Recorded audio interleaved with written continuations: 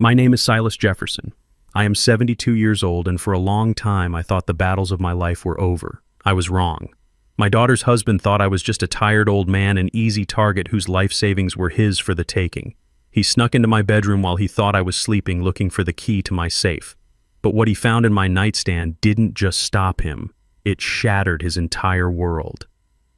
I didn't call the police. Instead, I let him walk right into a trap that was 50 years in the making.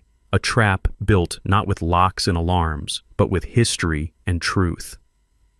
Before I tell you how a pair of old military dog tags and a faded photograph destroyed a greedy man, I want to know how far my story has traveled. Let me know in the comments where you are listening from, and please hit that like and subscribe button if you believe that the quietest people often have the most powerful stories to tell. It all started a few days before that fateful night over a Sunday dinner that tasted of rosemary chicken and subtle poison. The aroma of the roasting bird filled my kitchen, a recipe my late wife Rose had perfected over decades. Every Sunday I cooked it. It was a ritual, a quiet way to keep a piece of her warmth in this house. My daughter Amara and her husband Chad arrived right on time, as they always did. Amara came in with a smile that could light up a room. She was the sun in my sky. She wrapped her arms around me in a tight hug, and I breathed in the familiar scent of her hair. But when Chad stepped in behind her, an invisible chill seemed to follow him through the door. He gave me a hug too, the hollow, back-patting embrace of a performer. "Silas, you're looking sharp," he said, his voice as smooth as engine oil. "That chicken smells incredible. I could smell it from the street." I just nodded, welcoming them in. Amara moved around the kitchen with an easy grace, helping me set the table as if she had never left home. Chad, however, made himself comfortable in my favorite armchair in the living room, a subtle act of possession I had noticed long ago. His eyes scanned the room, lingering on the mahogany furniture I had built with my own 2 hands 40 years earlier. "This house has good bones, Silas," Chad began, his tone shifting to that of a thoughtful appraiser. "You can't find wood like this anymore. It must hold a lot of memories, and a lot of value." The words hung in the air between us. It wasn't a compliment. It was a probe, a gentle but sharp drill bit looking for a crack in my foundation. I was placing the bowl of mashed potatoes on the table, and I could feel his gaze on the back of my neck. 72 years on this earth had taught me to read every shade and tone in a man's voice. I'd heard that same tone from white contractors in the 70s trying to cheat me out of a few $1,000s, from bankers trying to sell me a predatory loan as the best chance a colored man like me could get. It was the sound of greed, poorly disguised by a thin veneer of politeness. I turned, putting on the smile Rose used to call my political smile. "You're right, Chad. Everything in this house has value.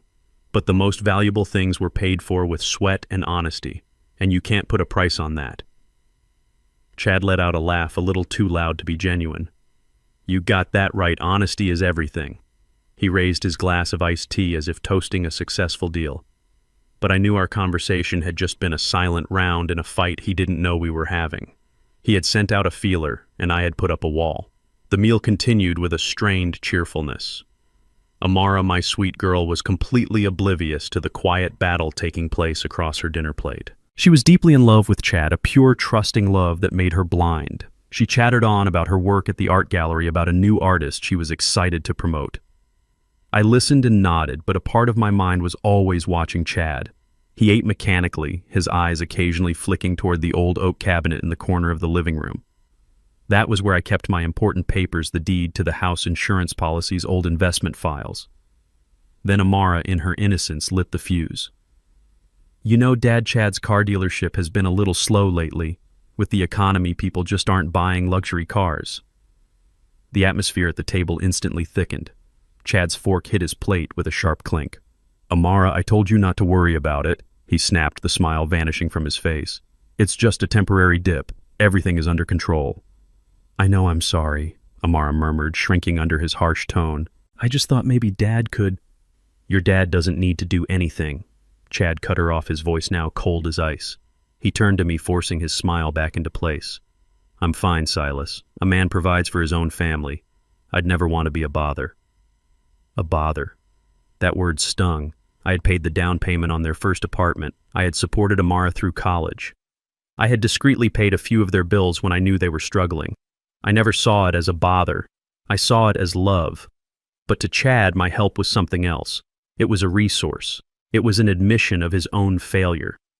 After dinner, while I was clearing the dishes, I could hear them whispering in the living room. I wasn't trying to eavesdrop, but the walls of this old house are thin, and Chad's frustration was not quiet. "Why would you say that to him? You make me look bad. Do you have any idea?" "I'm sorry." Amara's voice trembled. "I was just worried about you." "Well, worrying doesn't pay the bills, does it, Amara?" When they left, Amara hugged me again extra tight as if to make up for the tension.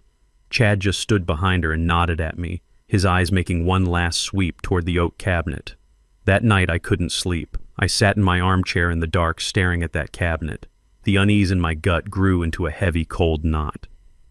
I missed Rose. She would have seen right through Chad from the first moment. "Silas," she would have said, "that boy's eyes don't smile with his mouth."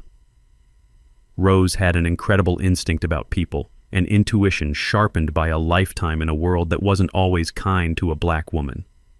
She was my moral compass, the one who told me when to trust and when to be wary. I built my entire career from a simple carpenter to the owner of a respected construction firm here in Atlanta, on a principle Rose taught me: watch what they do, not what they say. I had dealt with swindlers in expensive suits, with racists who would shake my hand with a smile while trying to sabotage my work behind my back. I knew the smell of a lie, and the scent coming off Chad Miller was getting stronger. He was a wolf, and my daughter was asleep in his arms. I got up and went to the window, looking out onto the dark street. Their car was long gone, but it felt like he was still out there watching, waiting. And then I realized what bothered me most. It wasn't just his greed, it was the condescension. In Chad's eyes, I was just a dying old black man sitting on a pile of assets he felt entitled to. He didn't see the man who worked 16-hour days, who poured his sweat and blood into building this life. He saw an obstacle between him and my money. That's when I heard it. A faint noise from the front yard. I turned off the living room lamp and peered through a gap in the curtains. A car I didn't recognize was parked across the street. Its lights were off. I couldn't tell if anyone was inside. It could have been a neighbor. But my intuition, an old soldier that had been dormant for too long, was now screaming a warning. I stood there in the dark for 10 minutes. The car didn't move. Then my phone vibrated. A text from Amara. "Are you asleep yet?" "Dad, Chad says he's sorry for being grumpy at dinner. He's just been under a lot of pressure at work. He loves you very much. Good night."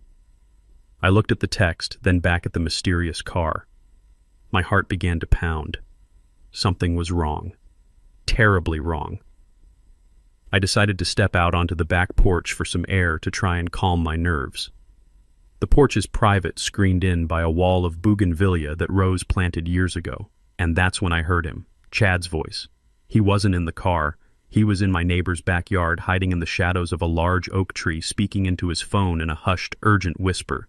He was just close enough for me to hear every word. "I know. I'm handling it," Chad said, his voice laced with irritation. "No, I didn't get anything. The old man is as sharp as a tack. But I planted the seed." There was a pause as he listened to the person on the other end. "I know we're running out of time," he continued, his voice dropping even lower. "Look, I have a plan. The old guy definitely has a safe or something. His generation always does. I just need to find the key. It'll be fine. Just give me a few more days." A block of ice formed in my chest. Every doubt, every vague premonition was now confirmed. He wasn't just greedy. He was plotting, and he wasn't alone. "We," he had said, "we." I backed into the house as quietly as I could. My heart was hammering against my ribs. The betrayal was a bitter taste in my mouth.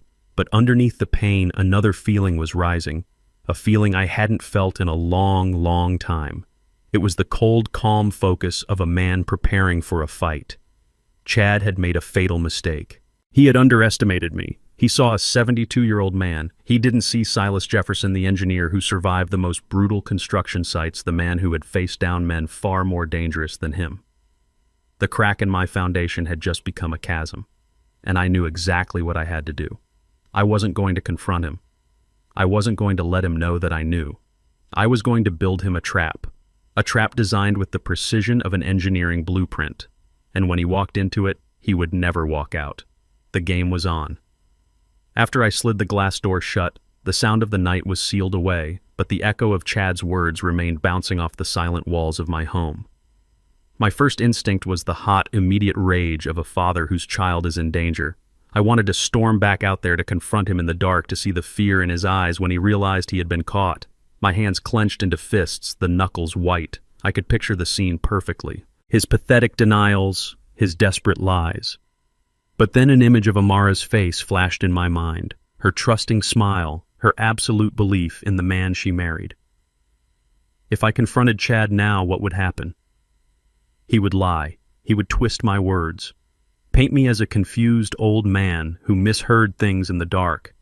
He would tell Amara I was trying to break them up out of jealousy or loneliness. It would become his word against mine, and in that battle my daughter's heart would be the only casualty. She would be torn apart, forced to choose, and the poison of doubt would ruin everything, no matter who she believed. I would not put her through that. I would not allow him to make her a victim of his war. The anger began to cool, replaced by something colder, heavier, and far more dangerous resolve. I sank into my armchair, the one Chad had sat in just hours before, and I began to think. I didn't think like a heartbroken father anymore. I began to think like the man I used to be. The engineer who designed foundations, meant to withstand earthquakes. The businessman who navigated the treacherous world of construction in the Deep South, a world where a black man's handshake was never enough, and a contract had to be as solid as steel. In that world I learned that you don't win by yelling louder. You win by being smarter. You win by anticipating your opponent's moves, by understanding his weaknesses, by building a case so airtight that by the time he realizes he's trapped, the door has already been locked behind him. My wife Rose always said, "Don't wrestle with a pig. You both get dirty and the pig likes it." Chad was a pig. He wanted a messy, emotional fight. He would thrive in the chaos of accusations and denials.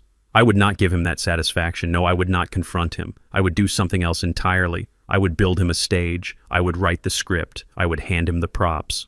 And I would let him, with his own greed and arrogance, perform his own downfall for the world to see. He wanted the key to my safe fine. I would lead him right to it. I would let him believe he was winning. I would let him think I was the foolish old man he so clearly saw me as. And when he felt most triumphant, when his victory seemed certain, the floor would give way beneath him. It would be a quiet demolition, precise and absolute. The next morning I woke up with a purpose I hadn't felt in years. The sun streamed through my window, but the light inside me was cold and clear. The plan I had formed in the darkness now seemed like the only possible path forward. It was time to set the bait. I waited until mid-morning, a time I knew Amara would be at the gallery and Chad would be between appointments at the dealership. I needed them both to be a little distracted, a little rushed. It would make my performance more believable. I picked up the phone and took a deep breath. I practiced in my head, letting a slight tremor enter my voice, adding a layer of tired vulnerability that would be music to a predator's ears. I was no longer Silas Jefferson the engineer. I was now Silas Jefferson, the concerned, slightly confused old man who needed help. I dialed Amara's number. She answered on the second ring, her voice bright and cheerful. "Hi, Dad. Everything okay?" "Amara, honey, it's Dad." I began, my voice a little rough, a little hesitant. "Sorry to bother you at work." "You're never a bother, Dad. What's wrong? You sound tired." It was so easy for her to show concern, so natural. The thought of what I was about to do to her world made my heart ache, but it was a necessary pain. A surgeon's cut to remove a cancer. "Oh, I'm all right, sweetheart. Just old man's thoughts, you know." I let out a long, weary sigh, a sound I had perfected over the years to end boring phone calls. Now it was a tool. "You heard about Harold, my old friend from the fishing club, didn't you? He passed last week." "Oh, Dad, yes, I'm so sorry. I know you two were close," she said, her voice soft with sympathy. "Yes, we were, and his passing, well, it got me thinking. About, you know."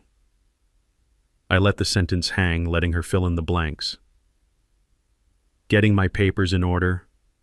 Making sure everything is neat and tidy for you." "Dad, don't talk like that," she said quickly, a note of panic in her voice. "It's just life, honey. It's practical. The thing is, most of my important documents, the will, the insurance, the stock certificates, they're all in that safe deposit box at the main bank downtown. And to be honest with you, it's been so long since I've looked in there, I'm not even sure I remember everything that's in it. I let a note of manufactured confusion seep into my voice. My memory isn't what it used to be. That's okay, Dad. We can make a list together, she offered. This was my moment. That's why I'm calling baby girl. I was hoping... I don't feel too steady on my feet these days. Driving downtown, the parking, it's all a bit much for me. I was wondering if you and Chad might be able to drive me to the bank sometime next week. I'd feel so much better just laying eyes on everything, making sure it's all there. Of course, Dad. Absolutely. We can go anytime. Chad is here with me right now. We were just grabbing a quick lunch. Let me put you on speaker. I heard the fumbling of the phone and then Amara's voice, now more distant. Chad, it's my dad. He needs us to take him to the bank next week. And then I heard his voice dripping with a thick, syrupy concern that made my stomach turn. Silas, is everything all right, sir? I'm fine, Chad. Thank you for asking, I said, keeping my voice frail. Just an old man wanting to get his affairs in order. That's a very wise thing to do, Silas. Very responsible. He said, his voice a little too loud, a little too enthusiastic. You just tell us when and where and we will be there. We'll clear our schedules. Your peace of mind is the most important thing. I closed my eyes. The fish wasn't just nibbling at the bait. He was trying to swallow the entire fishing rod. Now for the final crucial piece. I chuckled a dry, raspy sound. Thank you, son. You're a good man. I'm just so forgetful these days. Sometimes I can't even remember where I put my reading glasses. I paused as if trying to recall something. Thank goodness I keep the only key to that box in a safe place. It's always right in my nightstand drawer next to my heart medicine. If I ever lost that key, I don't know what I'd do. I'd probably have to call the president to get that thing drilled open. I made it sound like a joke, a moment of genuine age-related vulnerability. It was the detail that made the lie perfect. It gave him a target, a location, a plan. The silence on the other end of the line was only for a second, but in that second I could almost hear the gears turning in Chad's head. Then his voice came back smoother than ever. Don't you worry about a thing, Silas. We'll make sure you and that key get to the bank safe and sound. You can count on us. We'll call you this weekend to set a day. Thank you, both of you, I said, my voice thick with fake emotion. You've taken a great weight off my mind. We said our goodbyes and I hung up the phone. I sat there in the quiet kitchen, the receiver cold in my hand. There was no joy in what I was doing. There was no satisfaction in knowing how easily the trap had been set. There was only a profound sadness, a sadness for my daughter who had given her heart to a man who saw her father as nothing more than a locked box to be cracked open. And there was a deep, chilling certainty. He would come for the key. He wouldn't be able to resist, and I would be ready for him. The first move of this game was complete. Now all I had to do was wait for his. As Chad's overly cheerful voice echoed on the line, a new thought, sharp and precise, cut through my mind. I had confirmed his intent. Now I needed to confirm his ignorance. I needed to know if he was just a common thief or if this was something deeper, a generational echo of a betrayal I thought I had buried half a century ago. It was time for one more test, a final probe into the darkness of his family's history. You know, Chad, I said, my voice taking on a distant, wistful quality. I was the old veteran now lost in a memory. Your willingness to help an old soldier, it reminds me of someone. Another young man from Atlanta, full of fire and ambition. Oh yeah, who's that Silas? He asked, the politeness in his voice barely concealing his impatience to end the call and start his planning. I paused, letting the silence stretch, giving the name the weight it deserved. A man named Robert Miller. Sergeant Robert Miller. He was your grandfather, wasn't he? There was a slight hesitation on the other end. Yeah, that was him, Chad said, a note of surprise in his voice. Wow, small world. You knew my grandpa. Knew him, son, for 2 years in the jungles of Vietnam. We were brothers. We shared sea rations, dug foxholes together, covered each other's backs when things got hot. I wouldn't be talking to you today if it weren't for him, and I'd like to think he'd say the same about me. This part was true. In the face of death, all other differences melted away. I let my mind drift back, pulling a specific memory from the haze. I wasn't just acting now. I was reliving it, and I let that genuine emotion color my voice. I remember this one time we were on a long-range patrol deep in the A Shau Valley. We walked into an ambush. It was chaos. Green tracers flying everywhere. Your grandfather, he was a firecracker. All instinct. He wanted to charge right into the thick of it. But I saw the trap. I grabbed him, pulled him back behind this huge banyan tree, and we held our ground until the choppers came. He had more courage than any 10 men your grandfather, but he was always looking for the shortcut, the quick, decisive victory. I was painting a picture for him, a picture of a brave but reckless man, a man who acted before he thought. And he was always talking about getting home, I continued, my voice a low murmur. He wasn't dreaming about a quiet life. Oh no. He had big plans. He had maps he'd drawn from memory of all the cheap land around Atlanta. He used to say, "Silas, when we get back, we're going to be kings. This whole city is going to be ours." He had a fire in his belly, that man. I had laid it all out, the connection, the shared past, the hint of his grandfather's ambitious, borderline obsessive character, now for the question that mattered. "He must have told you some of the old war stories," I said, my voice casual, almost an afterthought. Did he ever mention me, Silas Jefferson? We were going to go into business together when we got back. I held my breath. This was the moment of truth. Chad's response came without a second of hesitation. It was smooth, dismissive, and utterly, completely blank. Honestly, Silas' Grandpa Robert never really talked about the war. You know how that generation was. He always said it was a dark time best left in the past. He passed away when I was just a teenager, so I didn't get to hear many stories at all. Then he added the line that sealed his fate. But I'm sure he would have remembered you fondly. It's really something that you two served together. That was it. The final piece of the puzzle clicked into place. Not a flicker of recognition, not a hint of a story passed down through the family. The name Silas Jefferson meant nothing to him beyond being the father of the woman he married. The history between me and his grandfather, the betrayal, the lawsuit, the land, it had all been erased, buried. Chad wasn't just coming for my money out of simple greed. He was coming for it out of profound, arrogant ignorance. He was the product of a family that chose to forget its sins rather than learn from them. This knowledge didn't make me angry. It made me calm. It meant he was predictable. It meant my trap, the one he couldn't even conceive of, would work perfectly. He was a blind man walking toward a cliff, and he thought he was marching toward a gold mine.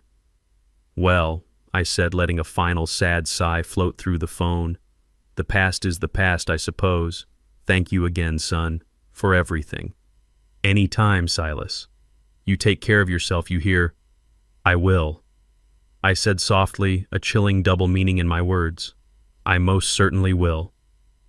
I hung up the phone, and the silence of the kitchen returned, but it was a different silence now. It was the quiet of a perfectly calibrated machine waiting for the right moment to spring to life. The morning after the phone call, the house was filled with a quiet, determined energy. The game was no longer just in my head. It was time to move the pieces on the board. My first call was not to a friend or a family member. It was to my lawyer, David Hayes.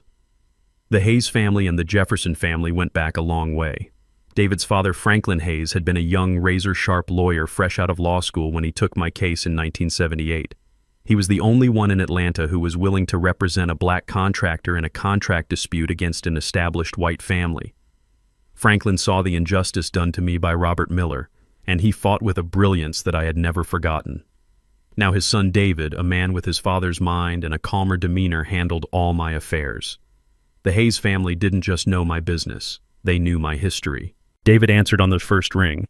"Silas, it's good to hear from you. I hope everything is well."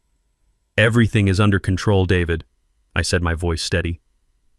"But I have a sensitive family matter that requires your counsel. It involves my son-in-law, Chad Miller." I could hear the change in the atmosphere over the phone. David knew I was not a man who called over minor squabbles. He was silent, waiting for me to continue. I laid out the situation for him, not with the emotion of a betrayed father, but with the dispassionate precision of an engineer describing a structural problem. I told him about Chad's financial troubles, his probing questions, and the phone call I had overheard. I finished by telling him about the trap I had set over the phone just yesterday. When I was done, David was quiet for a long moment.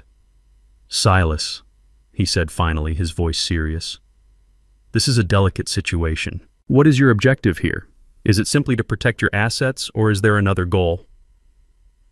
"My assets are already protected, David. You and I made sure of that years ago with the trust," I replied. "My goal here is truth. I want my daughter to see with her own eyes and without a shadow of a doubt the character of the man she married. I will not allow him to manipulate his way out of this with lies. I want his own actions to be the evidence. I understand, David said. A public demonstration. In that case, we need to ensure every step you take is legally sound. We cannot give him any grounds to claim entrapment or harassment. That's why I'm calling you, I said.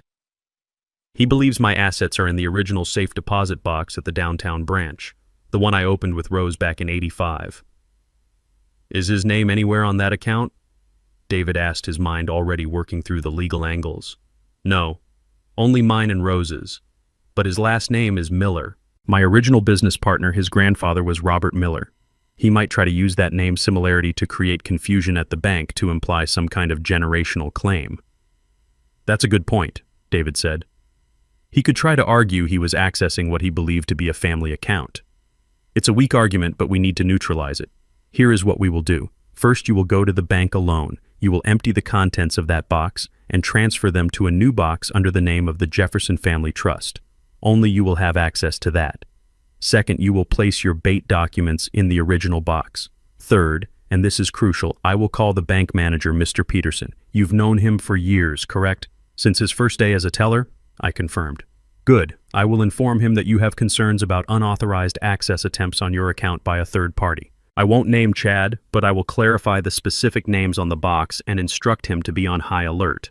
If anyone other than you attempts to access that box, they are to be detained and questioned. Chad's actions of his own free will constitute attempted fraud. He'll be caught in his own lie with no legal recourse. A feeling of relief washed over me. My instincts had been right, but David had provided the legal fortress to surround them. My plan was no longer just a father's desperate gambit. It was now a sound legal strategy. Thank you, David. I said the words carrying the weight of decades of trust. Just be careful, Silas, he warned. You are playing a dangerous game. I know, I said, my gaze falling on a photograph of Rose on my desk. But some things are worth fighting for. With the legal groundwork laid, the next phase of my plan began. This part required not a lawyer's mind, but an engineer's hands. That afternoon, I unboxed the device I had ordered online with next-day delivery. It was a marvel of modern technology, a high-definition camera so small the lens was no larger than the head of a pin. In my day, surveillance equipment was bulky and obvious. Now it was nearly invisible. A perfect tool for a quiet war. I took the device into my bedroom. For a moment, I stood in the center of the room, looking around at this space that had been my sanctuary for nearly 50 years. This was where I had slept beside Rose every night. This was where Amara had crawled into bed with us during thunderstorms. It was a place of peace, of vulnerability, of absolute trust. And I was about to turn it into a theater of betrayal. A profound sadness settled in my chest.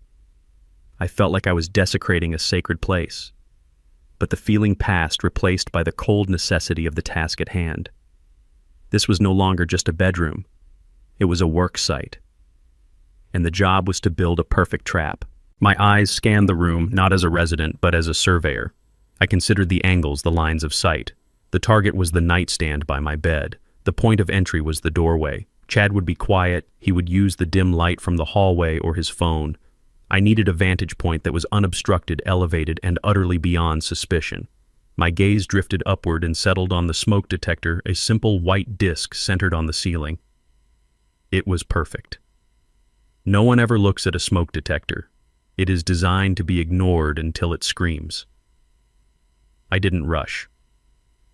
I went to my workshop in the garage, the place where I still tinkered with old clocks and repaired furniture. I gathered my tools, laying them out carefully on a soft cloth on my bed. Not a rusty screwdriver from a kitchen drawer, but my precision toolkit, a set of jeweler's screwdrivers, a pair of delicate forceps, a variable speed Dremel with a pin-sized drill bit, and a pair of wire strippers. These were the tools of a craftsman, an extension of my own hands. I placed a small, sturdy stepladder beneath the smoke detector. As I climbed, my movements were slow, but they were not the movements of a frail old man. They were the deliberate economic movements of someone who has spent a lifetime respecting heights and handling tools. There was no tremble in my hands as I carefully twisted the cover off the detector. Inside was a simple circuit board and a 9-volt battery connection. Amateurs would have tried to hide a battery-powered camera inside one that would die in a matter of hours. That was not my plan. I had chosen a camera that could be wired into a low-voltage power source. Using the forceps, I gently disconnected the existing wiring. My hands, wrinkled and scarred from a lifetime of hard labor, were surprisingly nimble as they worked with the tiny, delicate components. I selected the smallest drill bit and with the quiet hum of the Dremel bored a single perfectly centered hole through the plastic casing no wider than a pencil lead. It was invisible from the floor. Then came the delicate part. I threaded the camera's minuscule wires through the casing and spliced them directly into the detector's own power leads. It was a simple trick for anyone who understood basic electronics. The camera would now have a constant, uninterrupted power supply. It would never run out of batteries. It would be a silent, sleepless eye watching and waiting for as long as I needed it to. I fitted the tiny camera lens into the hole I had drilled. It sat flush with the plastic, indistinguishable from a tiny molding imperfection. Before closing it up, I pulled out my phone and synced it with the camera's secure, encrypted feed. The screen flickered to life, showing me my own room from a god's eye view. The image was crystal clear. I could see the grain of the wood on my nightstand, the title of the book resting on it, the very weave of the quilt on my bed. I got down from the ladder and walked the path Chad would take from the door to the nightstand. I watched myself on the screen. There were no blind spots. The vantage point was perfect. It would capture everything. With the test complete, I climbed the ladder one last time and carefully twisted the cover back into place. It clicked shut with a soft finality. I stepped back and looked up. It was just a smoke detector again. A benign, necessary object hanging silently from the ceiling. But now it was my witness. It was my truth detector. I cleaned up my tools, leaving no dust, no stray wires, no evidence of my work. The bedroom was as it had been, but everything had changed. It was no longer just a sanctuary of the past. It was now a fortress, waiting patiently for the siege to begin. The following morning, I did not dress in the comfortable slacks and polo shirt of a retiree.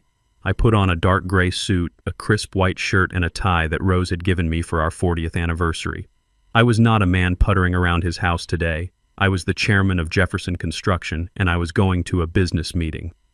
The drive downtown to the main branch of the Atlanta Trust Bank was filled with a heavy silence. Every traffic light, every turn was a moment for reflection. I was about to open a time capsule of my life with Rose, only to dismantle it to protect it from the greed that had now infected my family. It was a necessary profanity, and the weight of it settled on my shoulders. I didn't wait in the main line. I had an appointment with the branch manager, James Peterson. He was a man in his early 40s with a sharp suit and a respectful demeanor. I had known him since he was a young teller with aspirations, and I had watched him climb the ladder. He greeted me at the door of his office with a firm handshake. "Silas, it's good to see you, but I'm sorry for the circumstances," he said, his expression serious. "David Hayes called me yesterday. He explained that you required our full discretion and assistance with a sensitive account matter. Consider it done. Whatever you need, we are here to support you." "Thank you, James. I appreciate that more than you know," I replied. There was an unspoken understanding between us. In a city like Atlanta, a man like me didn't build a reputation over 50 years without creating a network of mutual respect. James knew I was not a man given to drama or frivolity. If I was here with my lawyer involved, the matter was serious. A bank employee quietly escorted me to the vault. The great circular steel door, polished to a mirror shine, swung open with a near-silent hiss. We walked into the cold, quiet air of the vault, a room that smelled of old paper and cold steel. It was a library of secrets and fortunes held in thousands of anonymous metal boxes. I was led to a small private viewing room, and a moment later the employee returned carrying the long, heavy safe deposit box numbered 347. My box. He placed it on the table and left, closing the door softly behind him. I stared at the box for a long moment. It was cold to the touch. Rose and I had opened this account the year after my company finally turned a stable profit. We had sat in a room just like this one, our hands trembling slightly as we placed the first stock certificates inside proof of a future we had barely dared to dream of. With a deep breath, I inserted the key and turned. The lock clicked open with a sharp metallic sound. I lifted the heavy lid. On top of the stacks of manila envelopes and folded documents was a small faded photograph of Amara at her 5th birthday party, a chocolate smudge on her cheek and a paper crown perched crookedly on her head. A wave of memory washed over me so powerful it almost buckled my knees. The pain was sharp and real. This box wasn't just a collection of assets. It was the physical manifestation of my life's purpose to build a world of safety and opportunity for my family. But there was no time for sentiment. I worked with the efficiency of an engineer on a deadline. I carefully lifted out every document. Stock certificates for companies I had invested in decades ago. The original notarized deeds to 3 properties, including the land on which my own house stood. U.S. Treasury bonds tucked into a crisp envelope. My military discharge papers, Rose's will. My life's work, a tangible history of risk and reward, lay on the table before me. I sorted them into a neat pile. Then from my briefcase, I removed the items for the new box and the single thick envelope David Hayes had prepared for me. I took the new, clean, safe deposit box that had been brought for me and began to fill it. I placed every valuable document from the old box into the new one. This was the fortress. This was the treasure now moved to a new, unassailable location under the name of the Jefferson Family Trust. When I was finished, I was left with the old box number 347. It was now empty, save for the faded photograph of my daughter. I picked up the photo, looked at it one last time, and slipped it into my suit pocket close to my heart. It did not belong in the trap. Then I took the thick bait envelope, the one addressed to Chad Miller, and placed it in the center of the now empty metal box. It lay there, solitary and significant. It was a bomb waiting for a greedy hand to arm it. I closed the lid. The click of the lock sounded like a final, irreversible decision. I left the viewing room and returned both boxes to the employee. In Mr. Peterson's office, he signed the paperwork for the new account. I slid the new key across his desk. "James," I said, "please place this in the main bank vault. Access only by me in your presence." "Of course, Silas," he said, securing the key in a numbered envelope. I stood up to leave the old key, the key to the trap now feeling heavy and strange in my pocket. At the door, I turned. "Thank you for your discretion, James." He looked me straight in the eye, his expression unwavering. "You've been a pillar of this community for 50 years, Silas. We protect our own." As I walked out of the bank and into the bright Atlanta sun, I did not feel relief. I felt a grim, steely sense of accomplishment. The physical trap was set. The bait was in place. The silent witness in my bedroom was watching. Now the waiting would begin. I worked in the cold, sterile silence of the bank's viewing room, the fortress I was building taking its final shape. With the true legacy of my life's work secured in a new, untouchable vault, my attention turned to the old box number 347. It sat on the table before me, empty and hollowed out a metal shell waiting for a new poisonous purpose. From my leather briefcase, I withdrew a thick manila envelope.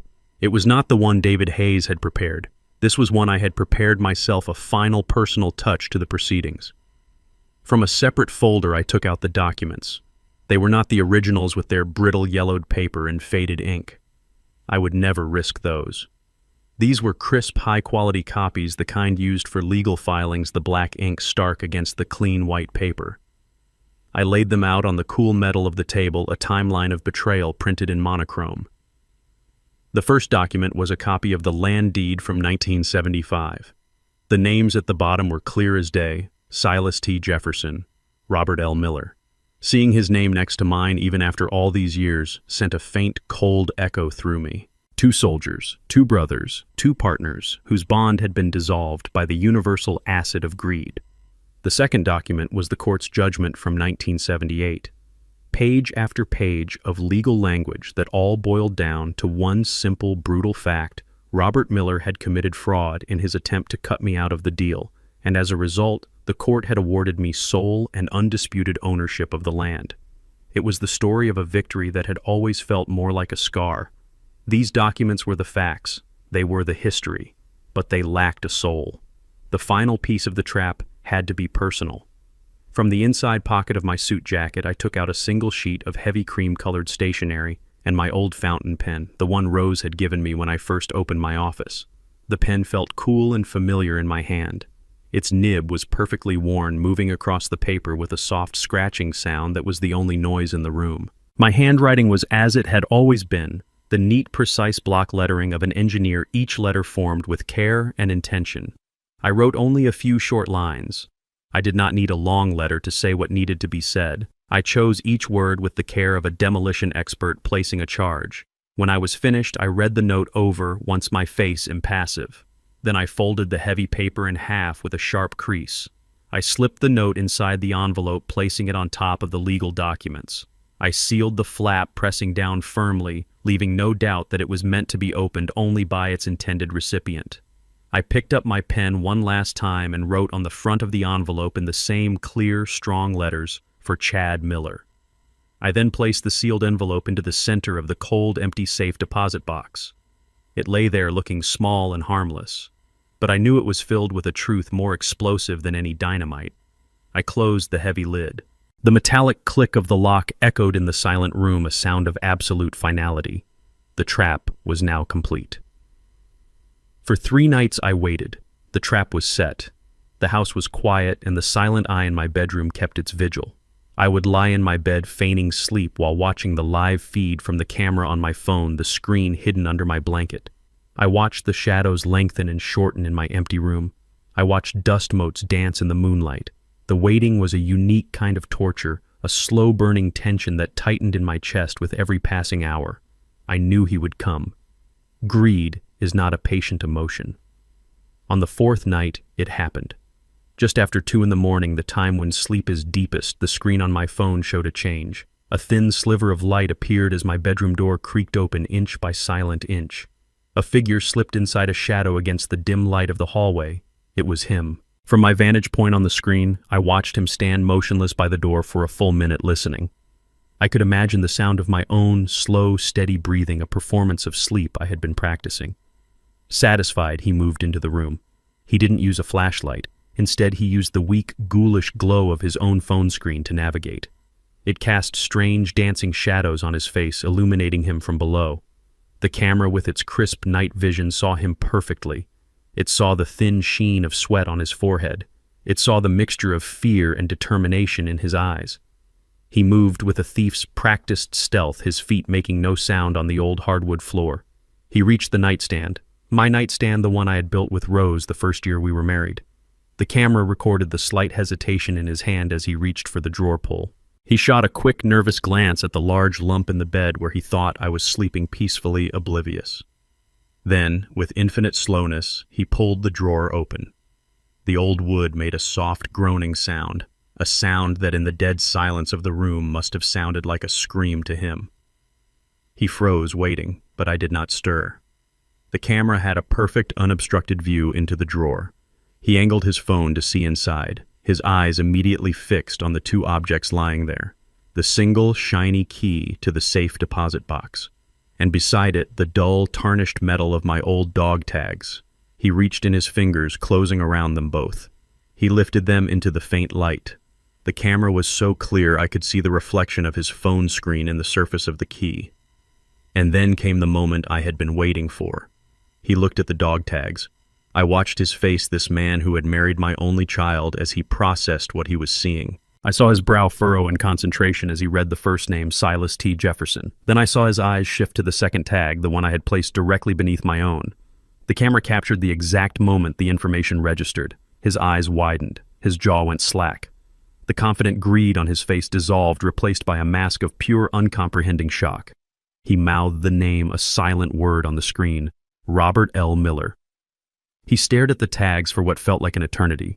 He looked from the name on the metal to the sleeping form in the bed, then back to the name. He was a man whose simple plan, Rob the old man, had just collided with an impossible piece of history. The camera, of course, couldn't record his thoughts, but his face told the story. It was a storm of warring emotions. The greed that had brought him here was now fighting a tidal wave of confusion. This wasn't supposed to be complicated. For a long moment I thought he might turn back. I saw the doubt, the fear. He held a piece of a puzzle he didn't even know existed, and it unnerved him. But then I saw the shift. His expression hardened, his jaw tightened. The confusion was pushed down, suppressed by the stronger, more primal urge that had driven him from the start. Greed won. He made a decision. He carefully placed the dog tags back in the open drawer. The past was a mystery he couldn't solve, and he didn't have time for it. But the key was the future. It was tangible. It was the answer to his problems. He curled his fingers around the key, and his hand slipped into his pocket. He closed the drawer, gave one last long look at my bed, and then, as silently as he had entered, He slipped out of the room and closed the door behind him. I lay in the dark watching the footage one more time on my phone. I had it. The final, undeniable proof. There was no pity in my heart, only the cold, hard certainty of a trap that had just been armed by its intended victim. The next morning, the sun rose on what Chad Miller believed was the first day of his new life. As I later learned from a heartbroken Amara, he was a different man. The cloud of stress and anxiety that had been hanging over him for months had vanished, replaced by an unnerving electric confidence. He woke up early whistling as he put on his best suit. When Amara came into the kitchen, rubbing the sleep from her eyes, he was already dressed, knotting his tie with a flourish. "You're up early," she said, smiling, "and looking very handsome. Big day at the dealership." He turned and gave her a kiss, a deep and theatrical kiss that was a performance of a loving, successful husband. "The biggest," he said, his voice buzzing with energy. "Honey, you're not going to believe this. That corporate client from Charlotte, the one I've been chasing for 6 months, his assistant just called. He flew in last night unexpectedly, and he wants to meet this morning to finalize a fleet deal, a massive one. This could be it, Amara. This could be the deal that clears all our debts and sets us up for good." The lie was flawless. It was specific, believable, and perfectly tailored to her hopes and dreams for him. I can picture my daughter's face, her eyes lighting up with pride and relief. "Oh, Chad, that's wonderful. I knew you could do it." She was his biggest cheerleader, his most loyal believer, and he used that beautiful, trusting heart of hers as a cover for his crimes. While she busied herself making him a celebratory cup of coffee, he grabbed his briefcase, the key to box 347, now nestled securely in an inner pocket. He gave her one last kiss at the door. "Wish me luck," he said. "You don't need it," she replied, beaming. "You're a star." As he walked out of their apartment and into the bright morning sun, he must have felt invincible. I can see him in my mind's eye striding to his polished, expensive car, a car he was probably months behind on payments for. As he drove through the streets of Atlanta, the city must have looked like his kingdom. He was the master of the universe. He had outsmarted the old man. He had seen an opportunity and seized it with both hands. He was probably already spending the money in his head, imagining the look on the faces of the creditors who had been hounding him. He wasn't just getting out of debt, he was getting revenge on a world he felt had underestimated him. He likely thought of me with a kind of smug pity. Poor old Silas, a relic from another time, too sentimental and too slow to see the modern world for what it was. He had no idea that the past he so casually dismissed was about to rise up and swallow him whole. He felt like a king driving to his coronation. He had no idea he was a lamb driving to the slaughter. Every confident thought that crossed his mind was a lie. Every mile he drove was a mile deeper into a maze designed just for him. The upbeat music he was likely blasting from his speakers was a soundtrack to his own ruin. He finally pulled up in front of the Atlanta Trust Bank, its stone facade and tall columns gleaming in the morning light. It was a temple of money and power, and he felt he was finally ready to enter and take his rightful place inside. He checked his reflection in the rearview mirror, straightening his tie, smoothing his hair. He adjusted his expression into one of quiet, confident wealth, the look of a man who belonged in a place like this. He got out of the car and walked with a purposeful stride toward the grand bronze doors. He was not a thief skulking in the shadows. He was Chad Miller, a man on the rise, a man about to claim his fortune. He walked into that bank believing he was the smartest man in Atlanta. He was about to learn in the most permanent way possible that he was wrong. He pushed through those heavy bronze doors and stepped into the cool marble sanctuary of the Atlanta Trust Bank. I can picture him pausing for a moment, letting the atmosphere of old money and quiet power wash over him. To him, this was not a place of business. It was the finish line. The lobby was hushed, the only sounds being the soft tapping of keyboards and the distant muffled ring of a telephone. He walked across the polished floor, his expensive shoes clicking with a confidence he did not truly own, and took his place in line. He looked for all the world like a man who belonged there. When he reached the teller's window, he produced a charming, easy smile.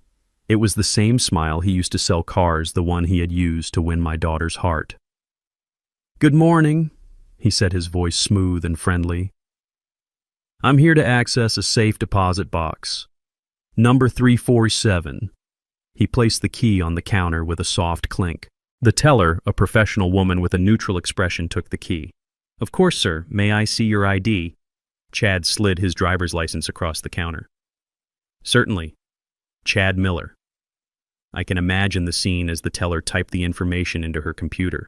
Her polite smile never wavered, but her eyes would have seen the flag on the account, the note from her manager. Just one moment, sir, she would have said. The primary name on this box is Jefferson. The original co-signer was a Robert Miller. Chad was prepared for this. He leaned in conspiratorially, lowering his voice. That's right. Robert Miller was my grandfather. Silas Jefferson is my father-in-law. He's getting on in years and isn't feeling well today. He's asked me to come down and retrieve some important documents for him. The lie was plausible, wrapped in a believable story of family duty. The teller simply nodded. I understand, sir. As this is a slightly unusual access request, I'll just need to get the branch manager to assist you. Please have a seat. It will only be a moment. For a split second, a flicker of panic must have crossed Chad's face. The manager. Was this a complication? But before the fear could take root, Mr. James Peterson emerged from his office, his hand extended, a professional, welcoming smile on his face. Mr. Miller James Peterson, it's a pleasure. We've been expecting you. Please write this way. We'll get this sorted for you immediately. That single phrase, we've been expecting you, must have felt like a validation. Of course they were expecting him. He was an important man handling an important transaction. His brief flicker of fear vanished, replaced by a surge of renewed arrogance. He followed Mr. Peterson, his stride confident once more. He was being given the VIP treatment. They walked across the lobby, their footsteps echoing in the high-ceilinged space. They passed through a heavy gate of wrought iron and stood before the vault itself. The door was a magnificent thing, a foot of polished steel and intricate locking mechanisms. For Chad, it was a gateway to his dreams. With a series of quiet, powerful clicks, Mr. Peterson and another employee unlocked and swung the massive door open. Chad stepped into the cold, climate-controlled air of the vault. The silence in here was different. It was absolute, the kind of silence that absorbs all sound. Rows upon rows of identical numbered metal boxes lined the walls, a silent testament to the city's hidden wealth. An employee in a crisp uniform took the key, consulted a ledger, and walked down one of the aisles. There was a soft, metallic scrape as he located and slid box 347 from its slot. He handed the box to Chad. It felt heavy in his hands, substantial. He could feel the imagined weight of stock certificates and bearer bonds, the dense reality of a fortune. It was everything he had dreamed of. The first viewing room on the left is available, Mr. Miller, Mr. Peterson said politely. Take all the time you need. The door to the small, wood-paneled room clicked shut behind him, leaving him in complete privacy. He placed the box on the polished table. For a moment, he just stared at it, his own reflection looking back at him from the smooth metal surface. His heart was hammering in his chest. His palms were sweating. This was it. The culmination of his plans, the solution to all his problems, the beginning of his real life. He took a deep, shaky breath, the air tasting of victory. He reached into his pocket and took out the key. His hand trembled slightly as he fitted it into the lock. It slid in with a smooth, satisfying precision. He gripped the head of the key, his knuckles white. Everything he wanted in the world was just a single motion away. He took one last look around the silent room, a triumphant smirk playing on his lips. Then he turned the key. A loud, definitive click echoed in the small room, a sound that sealed his fate forever. With the key turned, the final barrier was gone. I can see him in that silent room, a triumphant grin spreading across his face. This was the moment. He lifted the heavy steel lid, his eyes wide with anticipation, ready to feast on the treasure trove that would solve all his problems. And then his grin vanished. His face fell, the confidence draining away like water through a sieve. The box was empty. Cavernously, insultingly empty. There were no stacks of cash, no thick envelopes of bonds, no stock certificates. All he saw lying in the center of the cold, bare metal was a single, plain manila envelope. For a moment he simply stared, his mind refusing to process the scene. Was this a joke? A test? Where was the money? His confusion quickly curdled into a hot, frustrated anger. He snatched the envelope from the box, his movements now rough and impatient. Perhaps this was it. Perhaps the envelope held account numbers, a deed to a hidden property, the real key.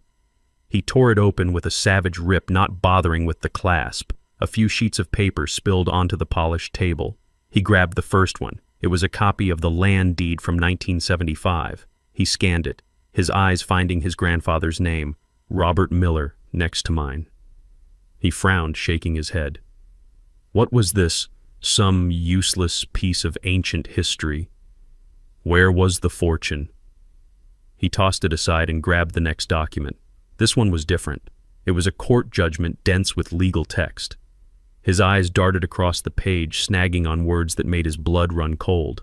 Words like fraudulent misrepresentation, breach of contract, and then the final devastating phrase, sole ownership of the property in question is hereby awarded to the plaintiff, Mr. Silas T. Jefferson.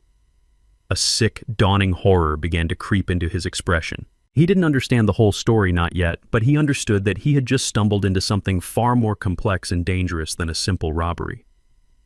Then his eyes fell on the last item, the single sheet of cream-colored stationery. He picked it up, his hand trembling slightly. He read the few lines I had written for him, the words I had chosen so carefully. Looking for your inheritance, son. You're robbing the wrong man. And you're looking in the wrong place. Your grandfather's fortune was lost the day he tried to steal mine. The transformation was absolute. The color drained from his face, leaving it a pasty, sickly white. The document slipped from his numb fingers, scattering across the table. A small, choked sound escaped his throat. He stumbled backwards, slumping into the chair behind him. It all crashed down on him in that one terrible moment. There was no money. There was never going to be any money. He hadn't just failed. He had been lured into a trap. A trap that had been waiting for him, for his name, for his greed, for half a century. He wasn't a master thief on the verge of victory. He was just the latest fool in a long family line of them. And just as that devastating reality was settling in, the door to the viewing room opened without a knock. Mr. Peterson, the bank manager, stood in the doorway. He was no longer smiling. His face was a mask of grim professional authority. Behind him, flanking the doorway, were two uniformed security guards. Mr. Peterson's voice was calm, but it cut through the silence like a shard of ice. Mr. Miller, there appears to be a serious irregularity with your attempt to access this account. I'm afraid you'll have to come with us. That evening, my living room, usually a place of warmth and comfort, felt as cold and sterile as the bank's vault. The air was thick with unspoken words, heavy with a tension so profound it was almost difficult to breathe. I had called them an hour earlier. My voice over the phone had been calm, measured, and unyielding. Amara, I had said, I need you and Chad to come to the house immediately. There's a serious family matter we must discuss. I offered no explanation, and I refused to answer her frantic questions. When they arrived, the contrast between them was devastating. My daughter Amara rushed in first, her face etched with worry and confusion. Her eyes darted between me sitting calmly in my armchair and her husband. Dad, what's going on? She asked, her voice trembling slightly. Chad told me there was some terrible misunderstanding at the bank. He's so shaken up. Please, whatever this is, can't we just talk it through? She was trying to be the peacemaker to smooth over a crack that she could not possibly comprehend was a chasm. Chad followed her in like a man being led to his own execution. His arrogant swagger was gone, evaporated. His expensive suit now looked like a costume on a broken mannequin. His face was pale, his shoulders slumped in defeat. He couldn't meet my gaze. His eyes were fixed on the floor as if searching for a hole to swallow him whole. He didn't say a word, just sank into the chair furthest from me, a silent, hollowed-out shell of the man who had walked so confidently into the bank that morning. His silence was his confession. I let that silence stretch, letting it press down on both of them. I let Amara's anxious questions hang unanswered in the air. I wanted them to feel the full weight of the moment before the first blow fell. The only sound in the room was the slow, rhythmic ticking of the old grandfather clock in the corner, a sound that had measured out the peaceful moments of my life for 50 years. Tonight, it sounded like a countdown to an explosion. Dad, please, Amara whispered, her hand reaching for Chad's, but he didn't seem to notice. You're scaring me. Don't. I finally looked at her, my expression calm, but my heart breaking for the pain I was about to cause her. It was a necessary pain, the sharp, clean pain of a surgeon's knife meant to save a life, not to wound it. I'm not trying to scare you, honey, I said, my voice low and even. I am trying to show you the truth. All I ask is that you watch and you listen. Then we can talk. I picked up the television remote from the table beside me. The small plastic object felt unnaturally heavy in my hand. It was the key to the final lock, the trigger for the final act. Chad looked up at the dark screen of the television, a flicker of pure animal terror in his eyes. He knew what was coming. Amara just looked at me, her face a mask of bewildered innocence. The contrast was a tragedy. I aimed the remote, and with a soft click, the screen came to life. The screen flickered to life, not with a news channel or a movie, but with a strange, high-angle black and white image. The room was dark, illuminated only by the faint moonlight coming through a window. Amara squinted at the screen, her head tilted in confusion. "Dad, what is this?" she whispered. "Is this some kind of old security tape?" Chad said nothing. He seemed to shrink in his chair, his face ashen, his eyes glued to the screen in horrified fascination. Then on the television, a door handle turned with agonizing slowness. The door to my bedroom opened. A figure slipped in. That's your room," Amara said, her voice barely audible. She recognized the figure, the familiar build and gait. "Chad, what are you doing?" She looked from the screen to the real Chad, who sat frozen beside her, a living statue of guilt. She was still searching for an innocent explanation. Maybe he had been checking on me. Maybe he had left his phone charger. Her mind was clinging desperately to the image of the man she thought she had married. On the screen, her husband moved with a stealth she had never seen before. He crept across the floor toward the nightstand. I watched my daughter's face. I saw the moment her desperate hope for a simple explanation began to die. It was when she watched his hand, her husband's hand, reach out and slowly, deliberately pull open the drawer of my nightstand. A small gasp escaped her lips. Her own hand flew to her mouth as if to stifle a cry. This was not the action of a man checking on his father-in-law. This was the action of a thief. The silent, grainy figure on the screen rummaged for a moment before pulling out the key and the dog tags. Amara leaned forward, her eyes wide, trying to comprehend what she was seeing. The on-screen Chad looked at the tags, a flicker of confusion crossing his face even on the low-resolution video. But then, with a decisiveness that was chilling to watch, he pocketed the key. A crime clean and undeniable had just been committed on the screen in front of her. But in the living room, a heart was being shattered. I saw the exact moment the love in my daughter's eyes was replaced by a look of utter soul-crushing devastation. The man she had built her life with, the man she had defended just minutes ago, the man she loved was a liar and a thief. The betrayal was so absolute, so complete, that it left no room for anger, only a vast, empty canyon of pain. Tears began to well up in her eyes, but she did not make a sound. They spilled over, tracing silent paths down her cheeks. It was the quiet, profound grief of a world ending. She was no longer watching the screen. Her gaze was fixed on some distant point in the empty air in front of her, as if she was watching the entire history of her marriage replay in her mind, now tainted by this single unforgivable truth. Every shared laugh, every promise, every moment of intimacy was now a lie. On the television, the video version of Chad silently closed the drawer and slipped out of the room, leaving no trace of his crime except for the damning record of it. The screen went black. The only sound in the room was the steady, merciless ticking of the grandfather clock and the sound of my daughter's silent, heartbroken sobs. The evidence had been presented. The silence that followed was heavier and more terrible than any accusation I could ever have made. It was a silence filled with the wreckage of my daughter's shattered heart. I let the screen stay black for a long moment, letting the silence in the room become a physical presence. Amara was still crying, those quiet, devastating tears of a world undone. Chad sat like a stone, his face a hollow mask. I turned my gaze from the television to my daughter, and I began to speak. My voice was not loud, it was not angry. It was calm, measured, and as heavy as the 50 years of history it was about to unburden. "Amara," I began speaking to her, but making sure Chad heard every single word.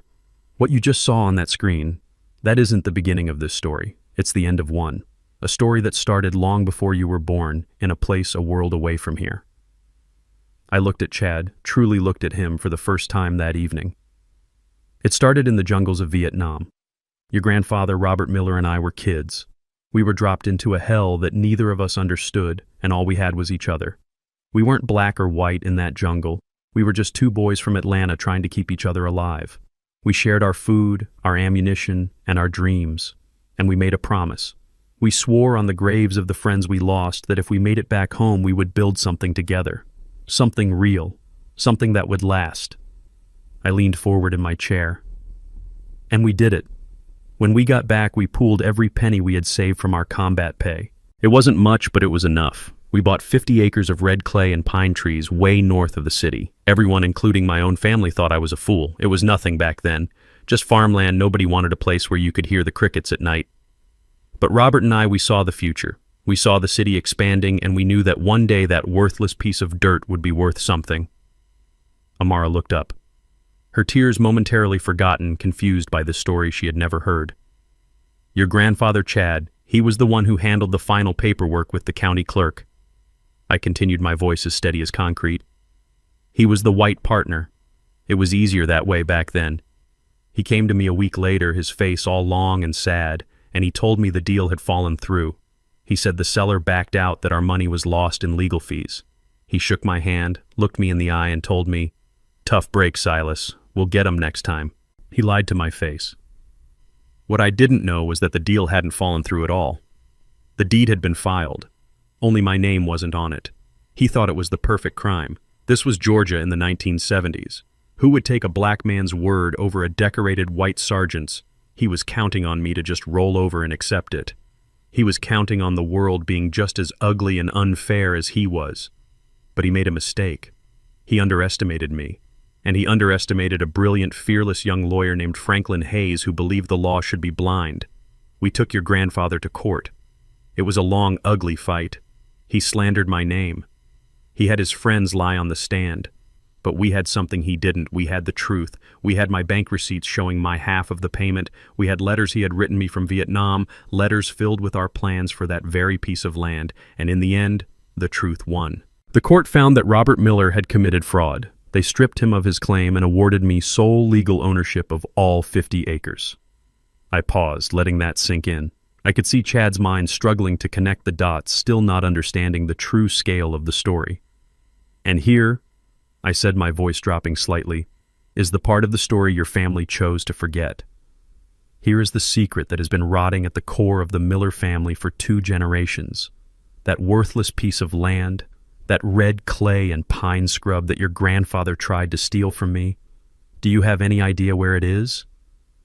I let the question hang in the air for a heartbeat before I delivered the final crushing blow.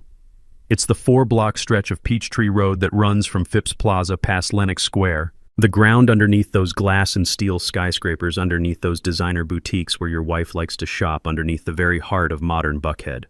That was our land. Your grandfather didn't just try to steal 50 acres of dirt from me, Chad. He tried to steal the future. He tried to steal one of the most valuable pieces of real estate in the entire American South. The color, what little was left of it, drained completely from Chad's face. Amara let out a soft, strangled gasp, her hand covering her mouth again, but this time in utter disbelief.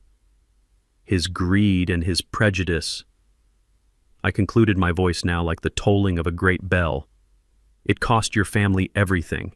He lost the land, he was disgraced, and he spent the rest of his life drowning in bitterness and debt, passing that poisonous legacy of failure and resentment down to his son, and then down to you.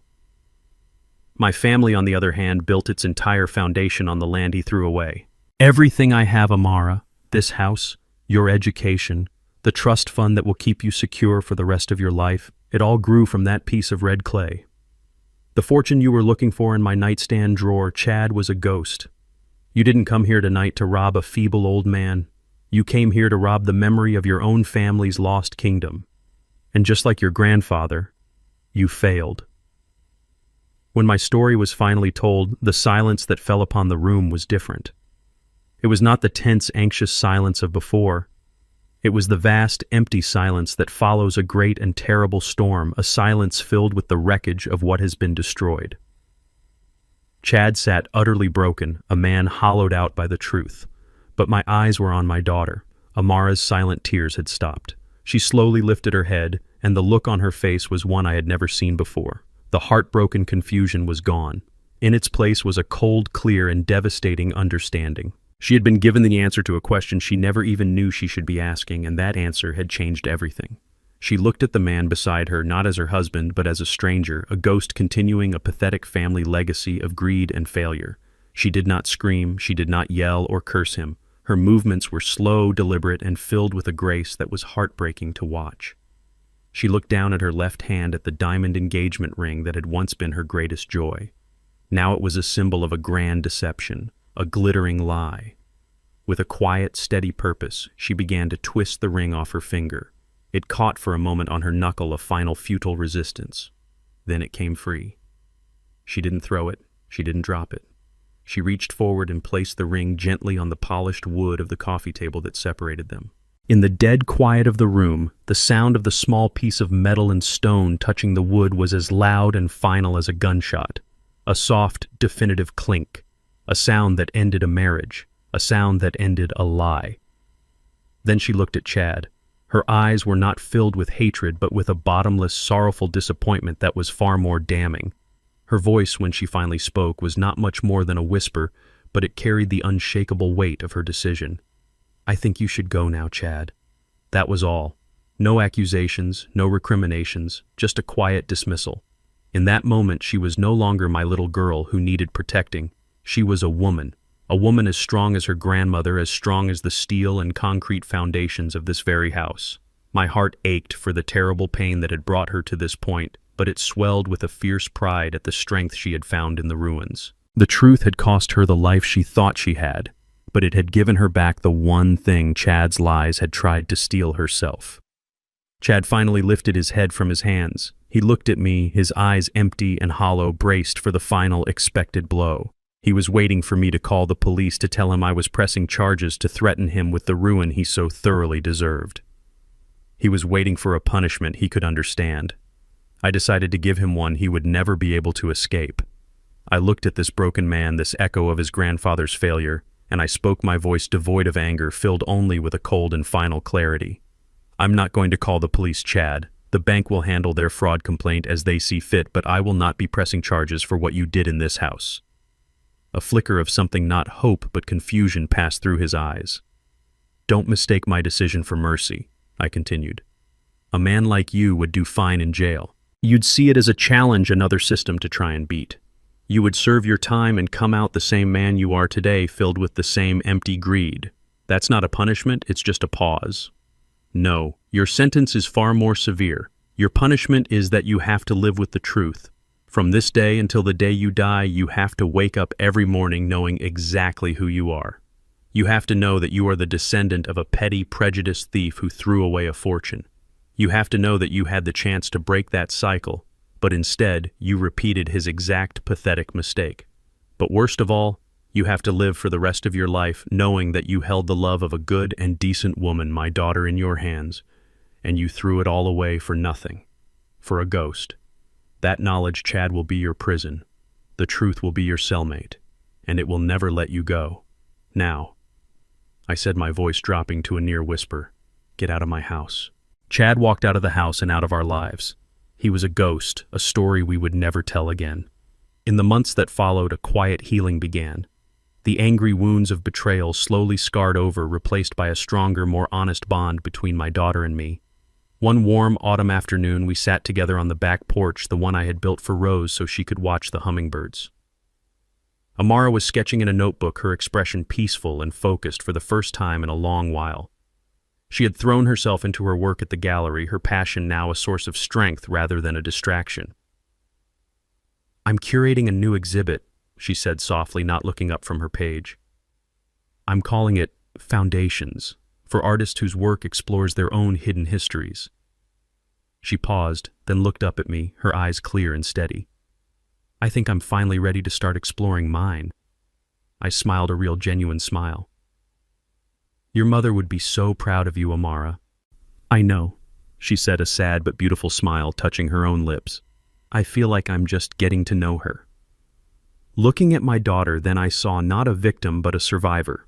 I saw the unshakable strength of her grandmother in her eyes. The greatest treasure I had ever possessed was never locked away in a bank vault. It was right here, sitting with me in the afternoon sun in the garden Rose had planted in the remarkable woman we had raised. I had spent my life building things that were meant to last: houses, a company, a fortune. But in the end, the only foundation that truly mattered was the one I had built with my family. A foundation strong enough to withstand the terrible weight of the truth. And that was a legacy worth fighting for. The most important lesson this ordeal taught me is that the past is never truly buried. Sins and secrets don't just fade away. They seep into the ground and poison the roots of future generations. A fortune built on a forgotten crime is a house built on sand destined to collapse. Chad thought he was chasing a treasure, but he was only chasing the ghost of his grandfather's greed. True inheritance isn't money or property. It's the character and integrity we pass down. That is the only legacy that can never be stolen or lost. If my story has moved you, please consider subscribing to the channel. There are many more stories to tell, and your support helps me share them with the world. Click that subscribe button, and you won't miss what's coming next.